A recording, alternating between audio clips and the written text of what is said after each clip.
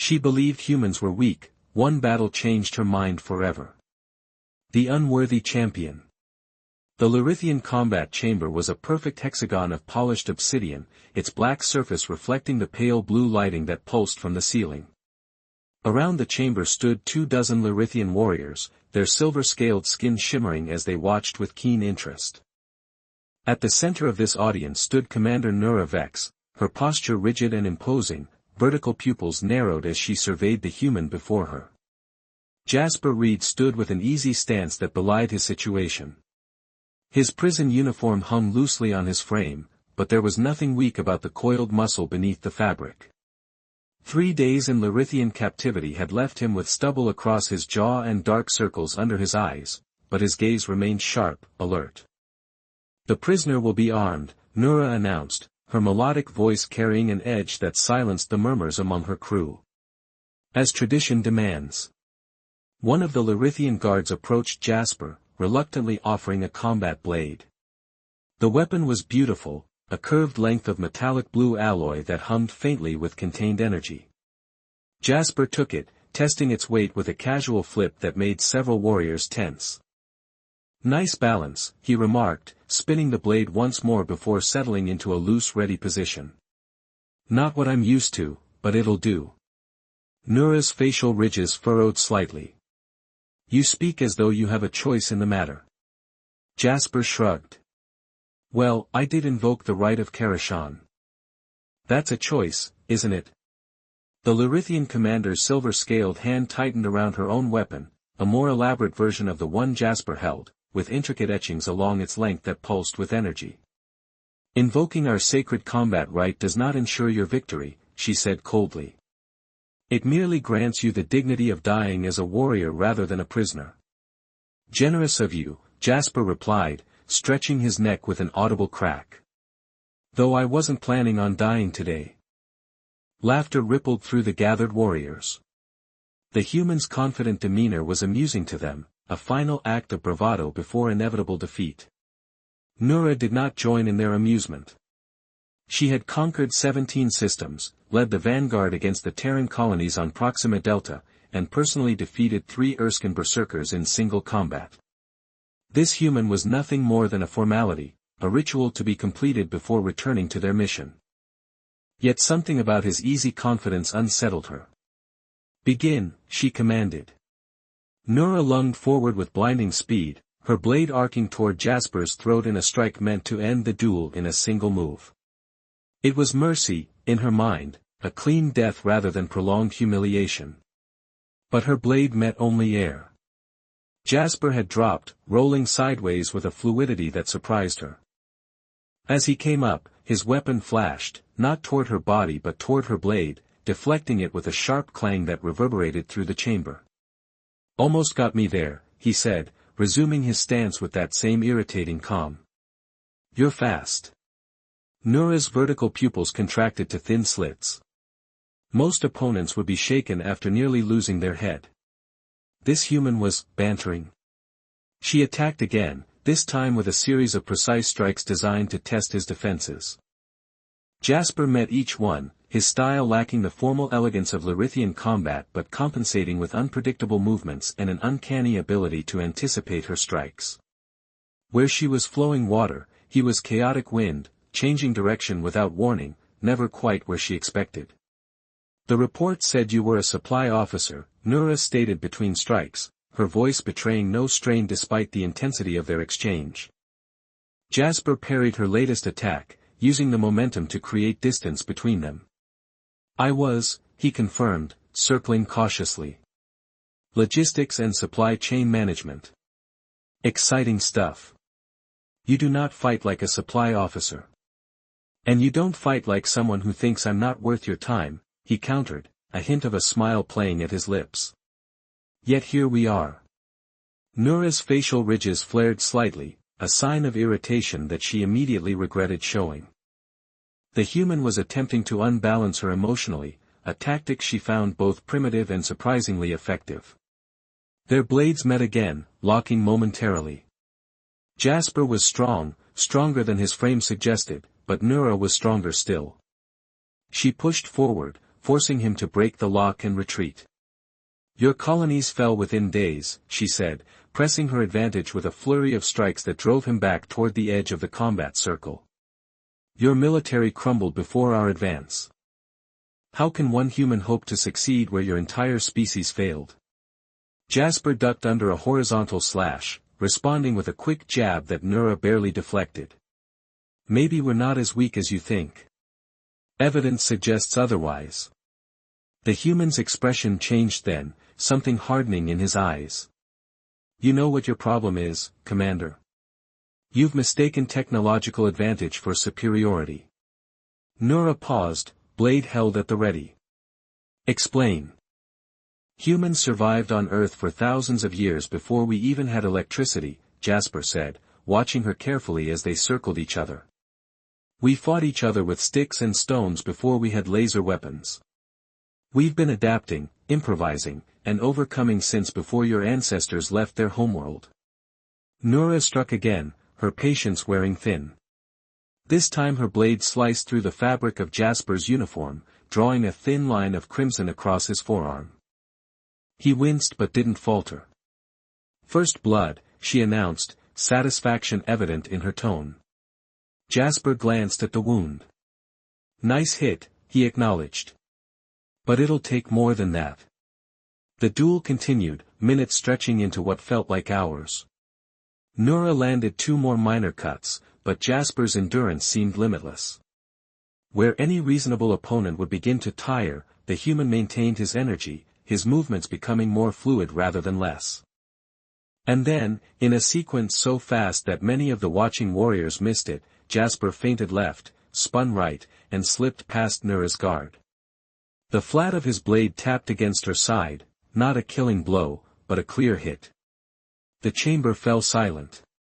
Nura looked down at where his blade had touched her, then back at Jasper's face. There was no triumph there, no gloating, just focused concentration. One for me, he said quietly. Something shifted in Nura's perception. This was no longer a formality, a ritual to be completed. This was a true contest between warriors. She adjusted her stance, watching him with new eyes. You fight unconventionally, she observed. When you're outmatched, conventional doesn't cut it, Jasper replied, resuming his ready position.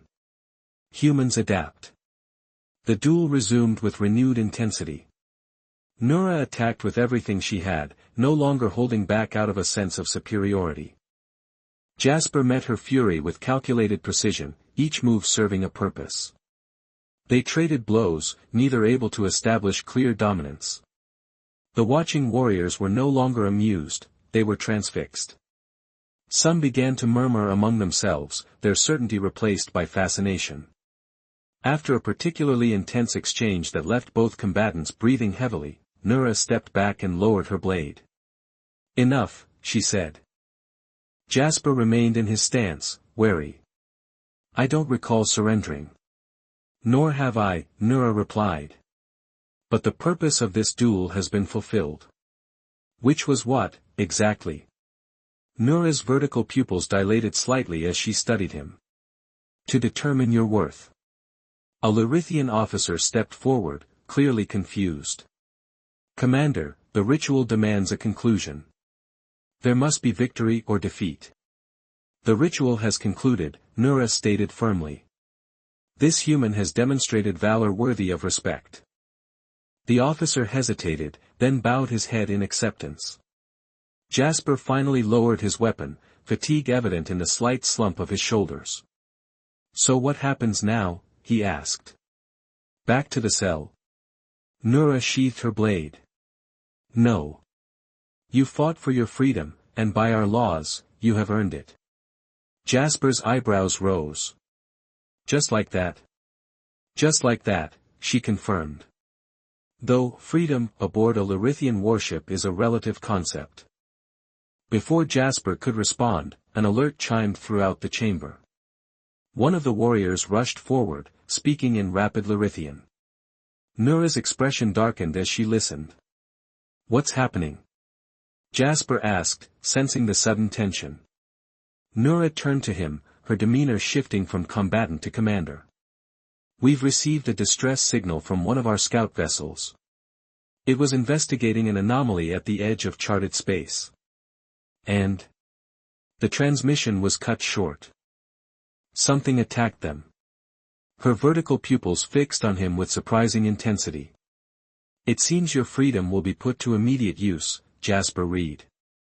Jasper smiled wryly, spinning the Larithian blade once before handing it back to the nearest guard.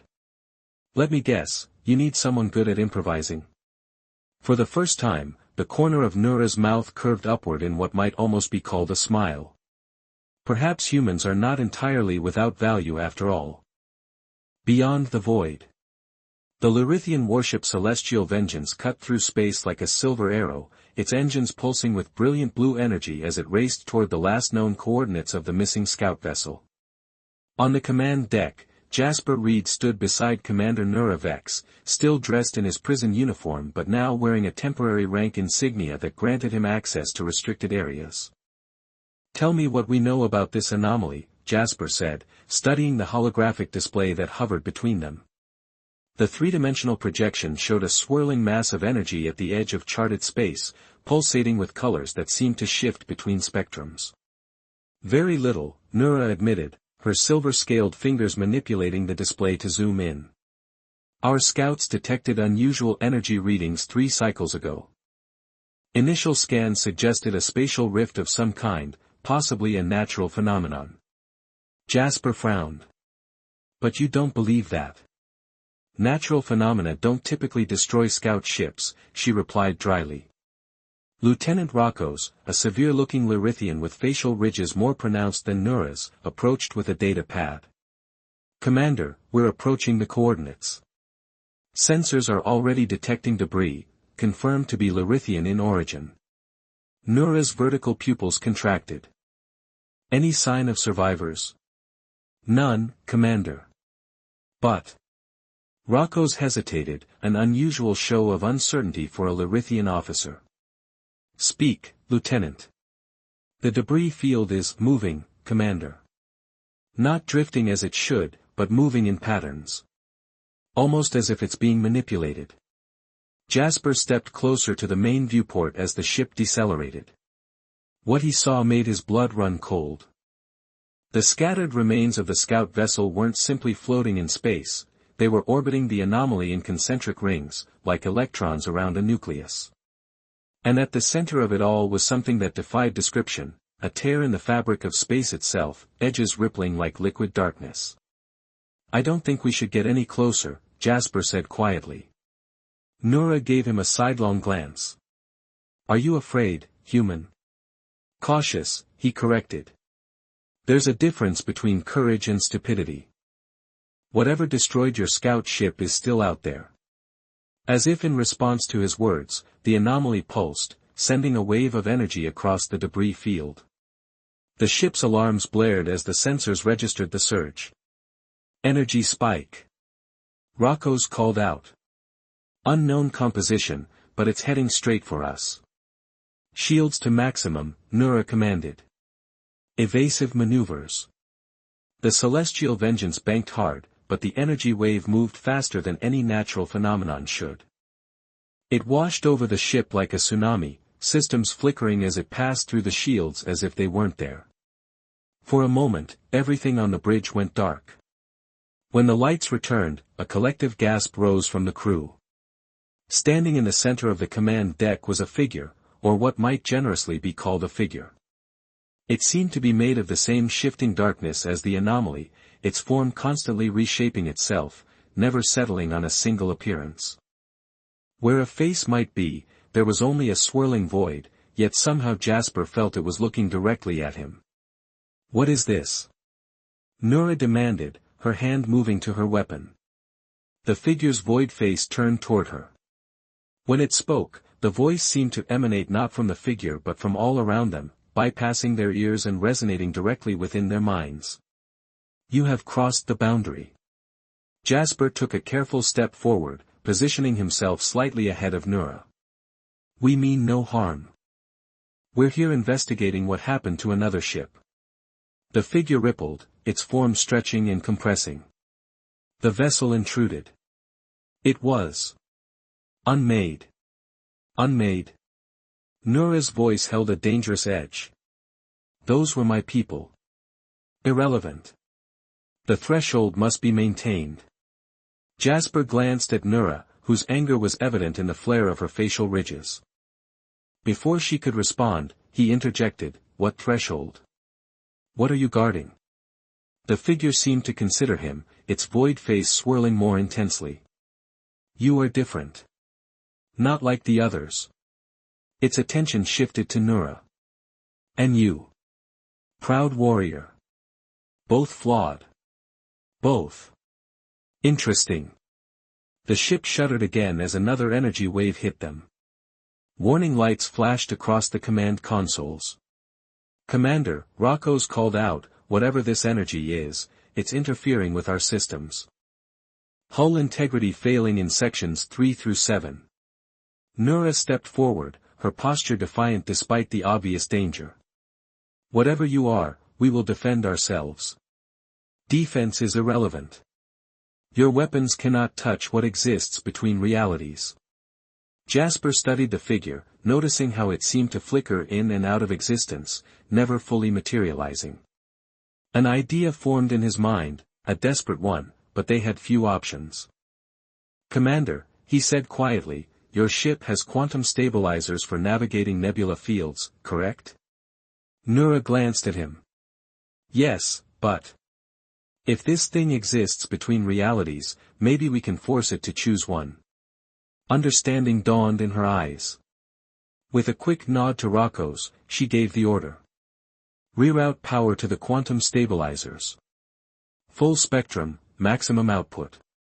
As the crew rushed to comply, the figure drifted closer to Jasper, its void face mere inches from his own. Curious solution. Unlikely to succeed.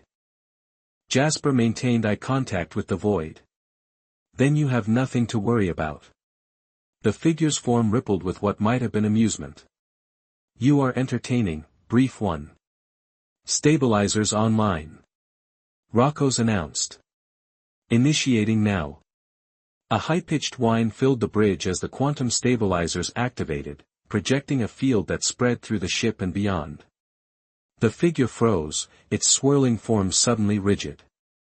For the first time, it showed signs of distress, its void face contorting into something almost resembling pain. "What? What have you done?" "Forcing you to exist in our reality," Jasper replied. "Not so comfortable, is it?" The figure's form began to solidify, losing its fluid nature and becoming more defined, almost humanoid, though still composed of that strange darkness. It reached out with a now solid arm, grasping at nothing. "Stop. You do not understand. The threshold. It must be maintained." Nura stepped forward, standing shoulder to shoulder with Jasper. "Then explain. What is this threshold? Why did you destroy our scout ship?" The figure seemed to struggle, fighting against the effects of the quantum field. "The threshold separates your reality from the void beyond. We are the guardians." "Guardians against what?" Jasper pressed. "That which waits in the darkness between stars. That which hungers for your reality." The figure's voice was weaker now, strained. "Your ships. They weaken the barrier. With their warp signatures." Understanding dawned on Jasper's face. "The faster-than-light drives, they're disrupting whatever barrier you're maintaining." The figure nodded, a surprisingly human gesture from something so alien. "Yes. Each passage tears the veil further." Nura's expression hardened. "And you destroyed our scout ship for this?"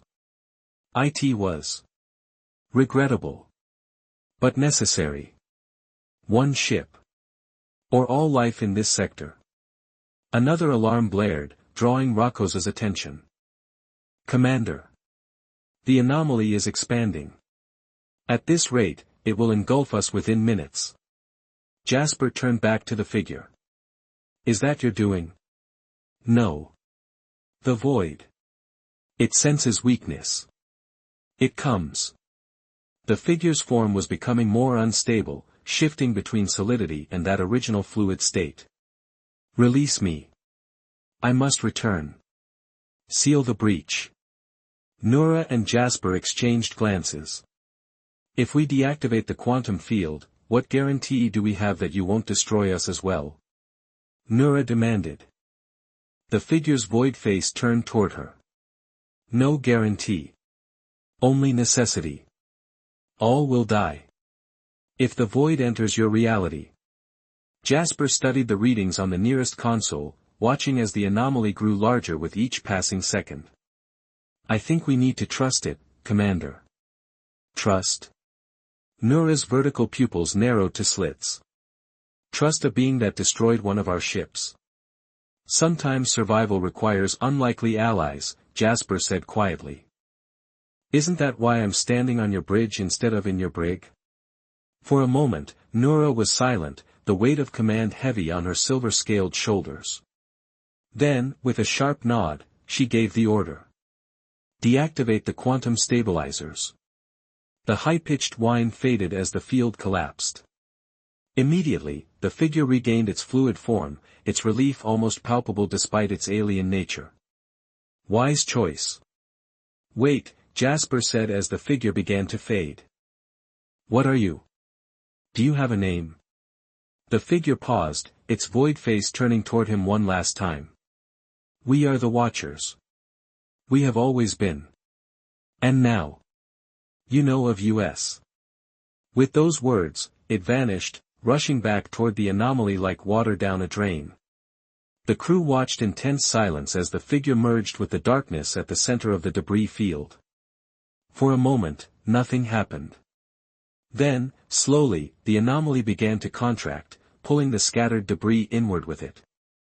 The tear in space sealed itself bit by bit, the darkness receding until only stars remained where the rift had been.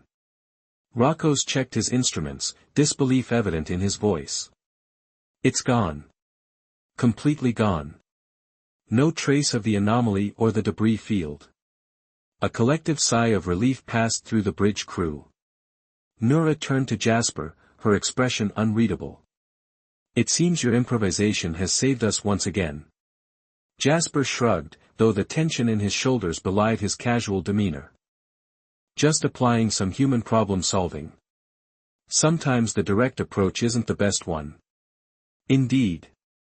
Nura was silent for a moment, then continued, the Larithian High Command will want a full report on this encounter. And what will you tell them? Nura's vertical pupils dilated slightly as she gazed out at the now ordinary stretch of space. The truth. That there are forces in this universe beyond our understanding. That strength alone is not always the answer. That's quite a shift in Larithian philosophy, Jasper observed. Perhaps it is time for such a shift. She turned to face him fully. You have proven twice now that my perception of humans was incomplete. Jasper smiled wryly. We're full of surprises. So it seems. Nura straightened, resuming her commander's posture. Lieutenant Rocco's, set course for Larithian Command. And arrange proper quarters for our consultant. Rocco's looked briefly confused but nodded. Yes, Commander.